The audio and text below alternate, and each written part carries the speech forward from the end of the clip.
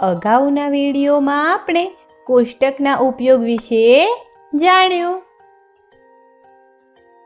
આ વિડીયોમાં આપણે કેટલાક રસપ્રદ ઉદાહરણ દ્વારા તેના વિશે વધુ જાણીશું. ચંદા કાકાને તેમની પાર્ટીની તૈયારીમાં મદદ કરીને પોતાના ઘરે પાછી જઈ રહી છે. રસ્તામાં તેને ગોલુ મળ્યો. ગોલુએ ચંદાને પૂછ્યું, ચંદા, તું કાકાને તેમના જન્મદિવસ પર શું ભેટ આપીશ? ચંદાને યાદ આવ્યું કે તેની પાસે ઘણા બધા રંગબેરંગી મોતી છે. તેણે ગોલુને કહ્યું, કેમ નહીં, આપણે બંને મળીને કાકા માટે સુંદર મોતીઓની એક માળા બનાવીએ. ગોલુ ઝડપથી માની ગયો અને બંને ચંદાના ઘરે આવી ગયા. ચંદાની પાસે એક ડબ્બામાં અલગ અલગ રંગોના મોતી છે. ગોલુ લાલ, લીલા, વાદળી, પીળા અને સફેદ મોતી જોઈને ખૂબ જ ખુશ થઈ ગયો. તેણે એક કાગળ ઉપર વાદળી અને પીળા મોતીઓની માળાનું આવી રીતે એક ચિત્ર બનાવ્યું અને ચંદાને કહ્યું, ચંદા, આવ આપણે આ ડિઝાઇનની માળા બનાવીએ.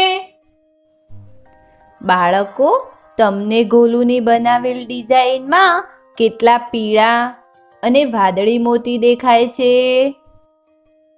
અરે હા, ગોલુની ડિઝાઇનમાં 12 પીળા અને 6 વાદળી મોતી છે. પરંતુ બધા જ મોતી વિખરાયેલા છે. ચંદા અને ગોલુ એ નથી સમજી શકતા કે શું તેમની પાસે ગોલુએ બનાવેલ ડિઝાઇનની માળા બનાવવા માટે વાદળી અને પીળા મોતી પૂરતા છે કે નહીં.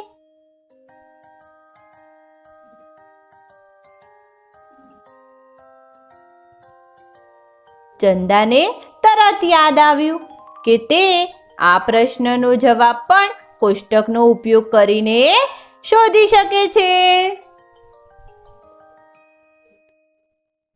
તેણે અને ગોલુએ મળીને બધા જ મોતીઓની સંખ્યાને ગણીને આવી રીતે એક કોષ્ટકમાં લખી દીધી.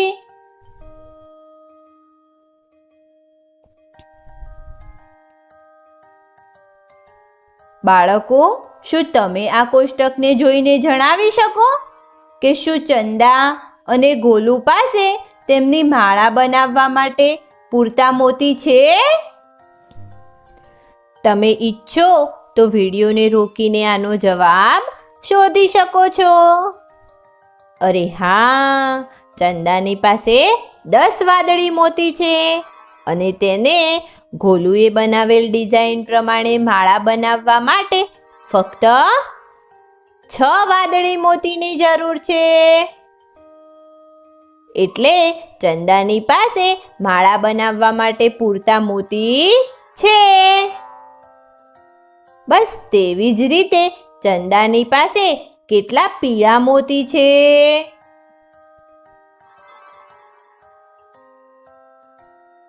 25. અને તેને કેટલા પીળા મોતીઓની જરૂર છે? 12. આવી રીતે ચંદાની પાસે માળા બનાવવા માટે પીળા મોતી પણ પૂરતા છે.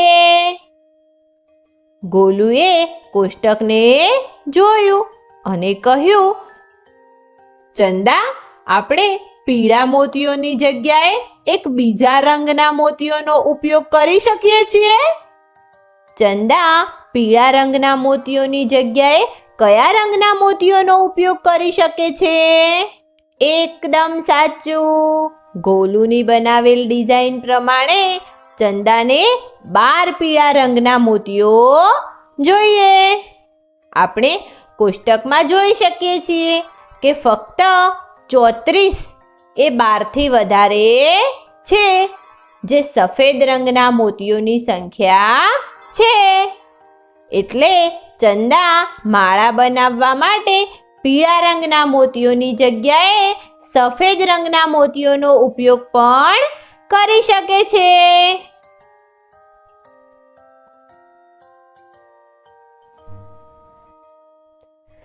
ચંદાને ગોલુનું સૂચન ખૂબ જ ગમ્યું.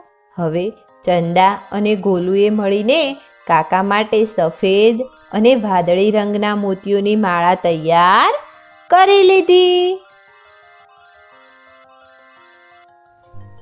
બાળકો, આ વિડીયોમાં આપણે કેટલાક રસપ્રદ ઉદાહરણ દ્વારા કોષ્ટકના ઉપયોગ વિશે વધુ શીખ્યા.